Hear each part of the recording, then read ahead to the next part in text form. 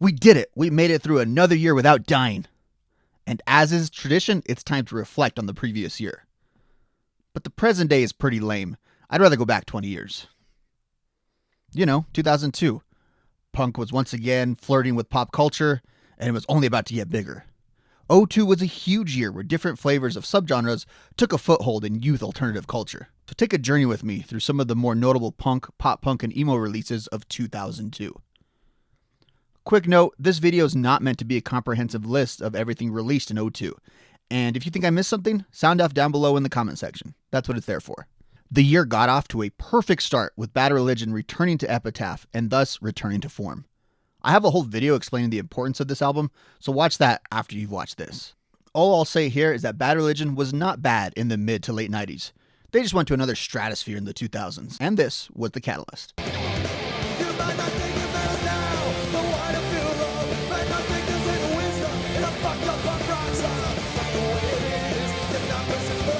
In the same month as Bad Religion's return to Epitaph, we had Epitaph imprint Hellcat Records putting out one of their more notable releases with Sing Sing Death House by the Distillers. Now, this was not the Distillers' debut, nor was it their most successful album. But this was the moment that they were the most prominent within punk rock. Because of the tribalism that followed, the Distillers have been kind of memory hold, but that's unfortunate because they were really good. And this album really holds up. It's unrelenting from top to bottom.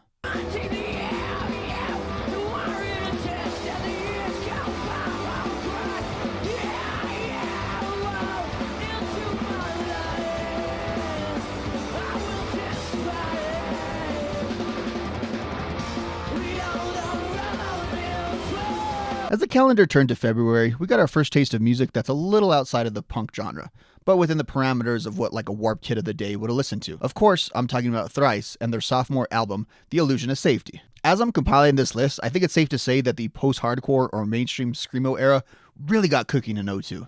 In the modern day, we don't always reference Thrice, but just give this album a listen. It perfectly reflects the sounds and sensibilities of the time.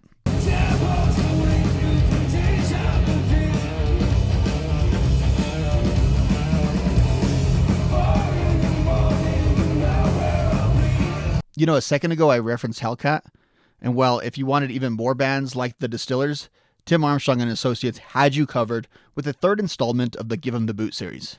Who could forget the posters that came with these either?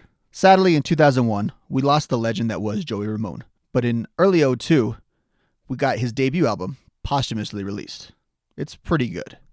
Had his health not failed, it's interesting to think about what Joey could have produced in a post-Ramones universe.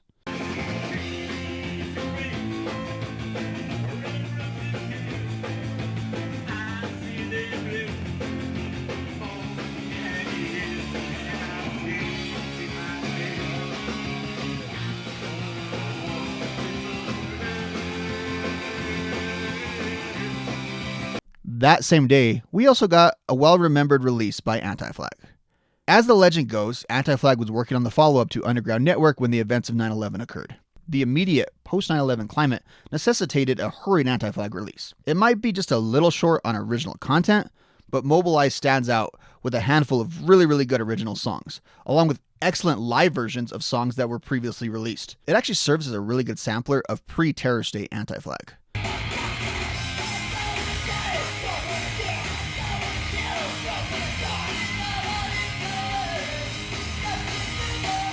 Now, March. This was a busy month. We start out the month with the first true Against Me release, and then on the 12th, Finch releases their exceptional debut.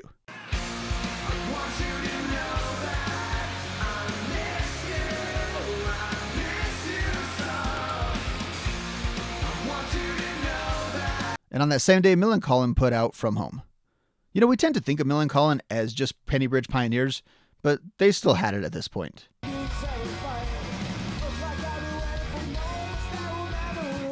And a week later, Simple Plan officially debuted on the big stage. And dudes, they were never able to lighten up ever again. These dudes were permanently angry.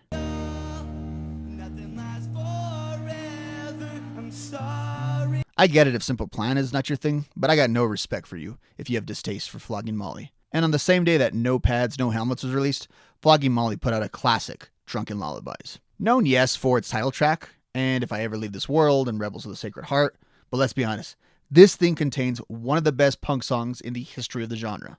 If it's been a while, put on What's After the Flag. It'll definitely brighten your day. They hit the floor in a cab of black. We must pay respect to the color we're born to mourn. A week later, Taking Back Sunday would make their debut and further grow the prevalence of emo as teenage music.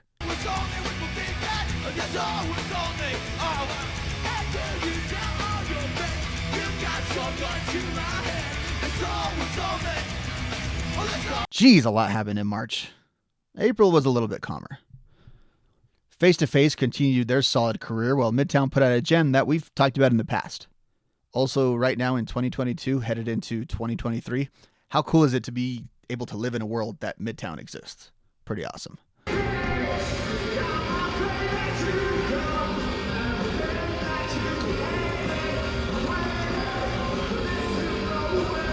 So April might have been relatively calm, but the late spring and early summer was active. May got off on the right foot with the first ever Atticus comp. Who would have thought that a clothing company could be curators of such good music? I'm guessing these guys helped. Let me ask you a question. When's the last time you heard the name Audio Karate? Audio Karate was a really fun pop-punk band that never really rose above their role as a solid kung fu band. That's a lot of martial arts references there. Despite their relative obscurity, this album and their entire catalog, it's ridiculously listenable. Check it out.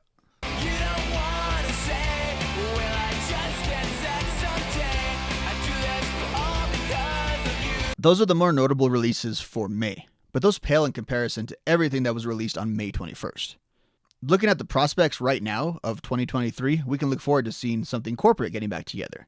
And if you're excited by that, you're probably nostalgic for this point in the life of the band, when Leaving Through the Window was released.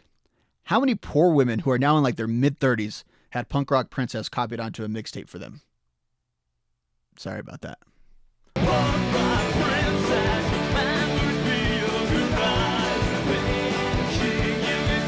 Be serious for a second. Punk rock and social concerns, they go together like PB&J. A natural fit since the early days. While overt politics are not really associated with pop punk's rise in the 90s, the next decade was a different story. The election of George W. Bush, 9/11, and the invasion of Iraq yielded a pop culture that was now engaged with politics after the more optimistic 1990s. Pop punk was no different than other forms of pop culture, but so much of it was understandably focused on US foreign policy at the time. But other causes do exist. And in 2002, Goldfinger planted their flag as a band that campaigned for animal rights, with 2002's Open Your Eyes. But this album goes beyond just having value for its activism. Goldfinger's kind of like the most well-known but underrated band.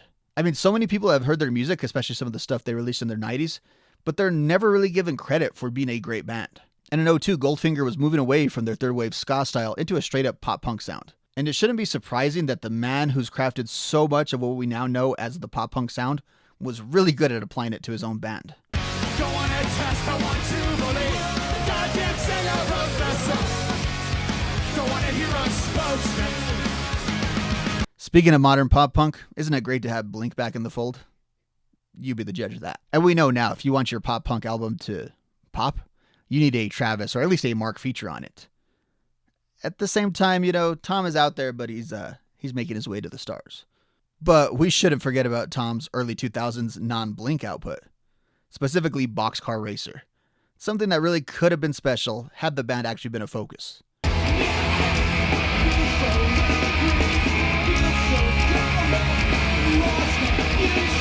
And finally on the 21st, we have a bit of a compilation album by NOFX. Now this list has mostly been confined to full-length first-run releases.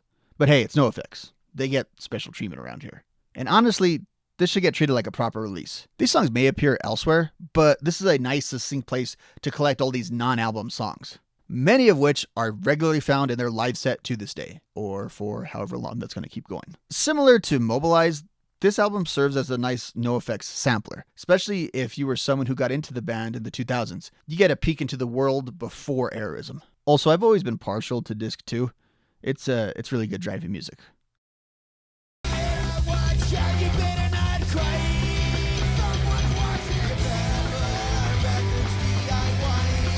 Now, June 11th, that was a significant date for a couple of reasons. For one, Kung Fu released the first Punk Rock Is Your Friend sampler. They had released other comps in the past, but this was the first one branded as Punk Rock Is Your Friend. And this thing is really underrated.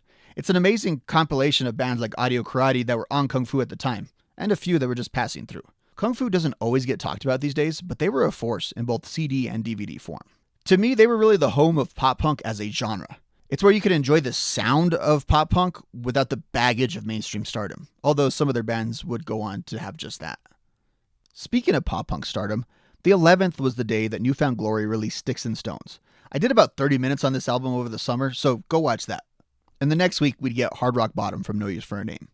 If we're being honest, it's probably the peak of No Use as a pop punk band. Their music had been trending in that direction for several albums, and their next release, Keep Them Confused, you can almost argue is actually a power pop album. So this is the peak of the skate punk, pop punk continuum within the Vat sound. So many of the songs from this album would become fan favorites during the band's career, and honestly beyond.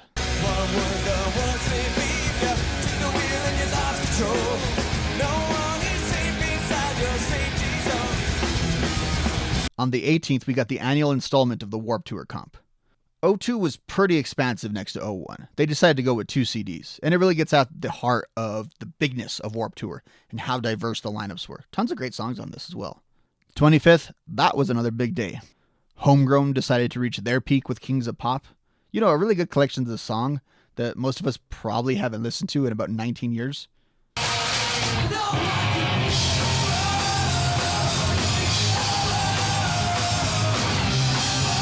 Also, this was the day that the Used dropped their amazing debut album. The Used would go on to have a hugely successful career, one that's still going to this day, but it's hard not to think back fondly on this era of the band. They were among the biggest stars from this whole crop of acts, and I think you could really credit them with mainstreaming emo and hardcore in a way that blazed a trail for the next group that would really break in the middle of the decade.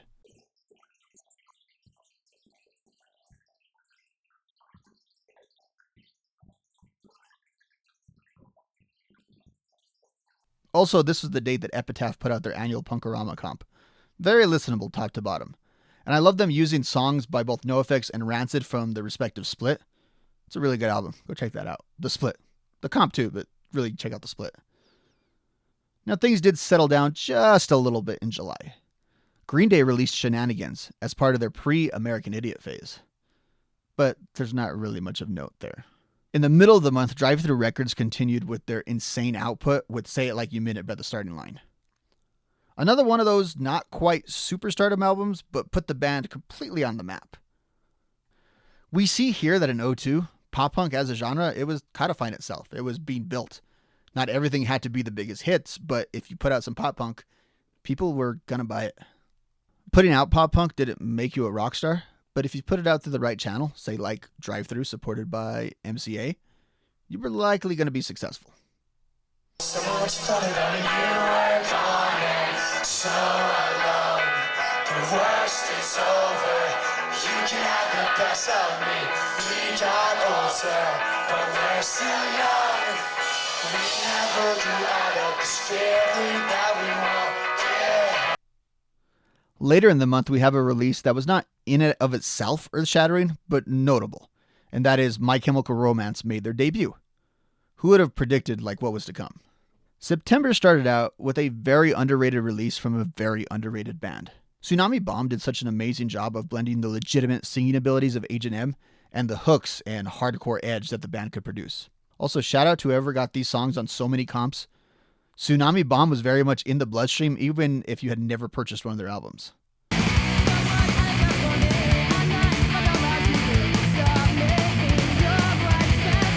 Later in the month, Bowling for Soup would begin the era of making everyone laugh all the time. Among fans of popular music, there's an understandable sentiment that Bowling for Soup was a flash in the pan, a one-hit wonder. And that's mostly correct. But it undersells the entirety of their career, and specifically 2002's Drunk Enough to Dance. It's an entry that shouldn't be discounted. And I'm going to guess in this space, we all love the references from Girl the Bad Guy Wants. But also, like a year later, this album also had Punk Rock 101, which is a pretty good song. And whether or not you think the punk rock label can really be ascribed to Bowling for Soup, it's undeniable that the band is catchy and funny and just downright entertaining. Speaking of funny, the Vandals. By the early 2000s, the Vandals already had a 2 decades long career, but they still had some pretty good output in the decade. And at this time, they were the true active OGs of pop punk. Kind of in the same role that Bad Religion played with skate punk. I really hope their inactivity as it pertains to new music over the last couple of decades does not shield from the fact that the Vandals were such an important cog in the history of punk. The Descendants are rightfully crowned as the godfathers of pop punk. But in this time period, it was the Vandals that were the active living legends.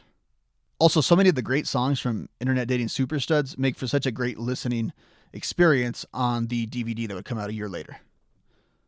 Was it 2 years later? I'm not sure. Also, we should note, like Process of Belief, this album was the melding of bassist Joe Escalante's Kung Fu Records and the band he was in. Nice parallels there. Say a prayer for the earth that you make a wish. Who would shed one tear for the tuna fish? All the thousand other species on the ocean floor. Now, October, it was not a month of wild output, but it had some infamous releases. The month started out with Good Charlotte releasing The Young and the Hopeless, one of the most polarizing records ever.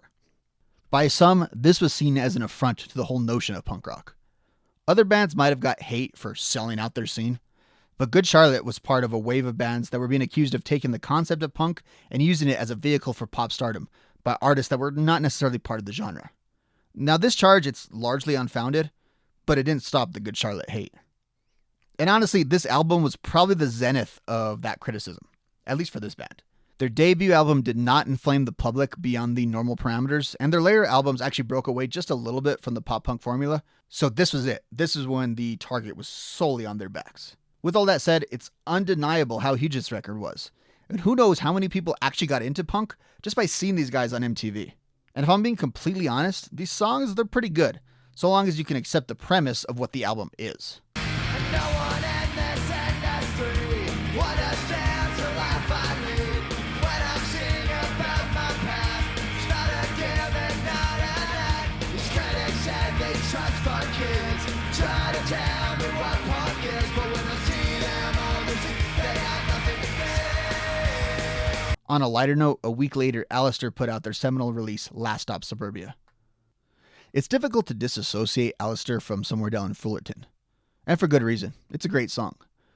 But there's so much more at our disposal on this album. Somewhere down in Fullerton, but that's a place we used to go to get away from it all.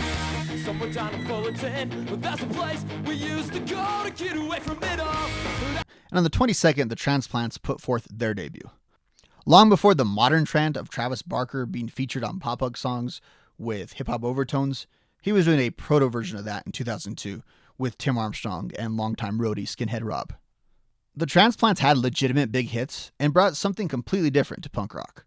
But this was also something that had to have a specific appeal to the listener. Not out of place with the Hellcat and Epitaph music, but also a pretty big left turn from everything else that those labels were putting out at the time.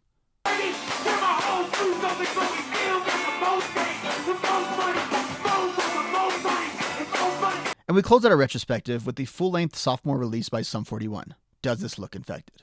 In the past, I made an entire video about 2001's All Killer No Filler, probably the album and era most associated with Sum 41. But the truth of their career is that they keep expanding their sound into different genres while maintaining their unique charm and wit.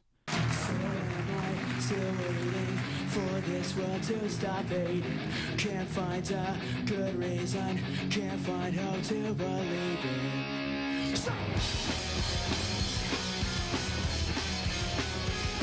And that was 2002. What a year. As I put this video together, I think there are a few takeaways from the year. There are 3 flavors of music that I talk about on this channel: skate punk, mainstream pop punk, and a little emo screamo. Well, in 2002, 2 of those subgenres really planted their flags. On the screamo emo side, you had some huge releases that would become foundational to the boom that would come a few years later. Thrice, Taking Back Sunday, Finch, and the Used established themselves as major players, while My Chemical Romance, the band that would become bigger than the rest, actually debuted. The more bubblegummy strain of pop punk also had a moment in 2002. You had cornerstone releases by Newfound Glory, Simple Plan, Good Charlotte, and Sum 41. And you have massive releases by bands on the slightly lower rung of popularity. Bands like Midtown, Homegrown, Alistair, Something Corporate all arguably released their most important music of their whole careers. 2002 was the year of Drive-Thru.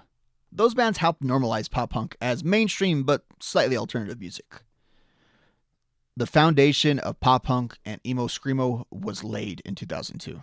On the other hand, it was a year of preparation for the skate punk fat epitaph scene.